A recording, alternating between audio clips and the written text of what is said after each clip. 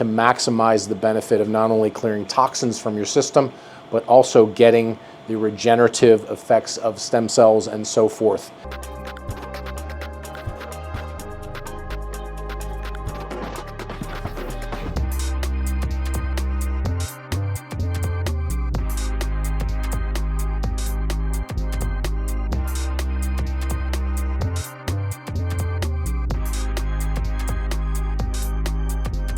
Hey Biohackers World, Dr. David Karli here. I look forward to seeing everyone again at the end of June 23rd to 26th at Biohackers World Conference in New York City, where I'm going to be speaking about Therapeutic Plasma Exchange and combining TPE with regenerative medicine techniques like stem cells and exosomes to maximize the benefit of not only clearing toxins from your system, but also getting the regenerative effects of stem cells and so forth. Out with the old, in with the new.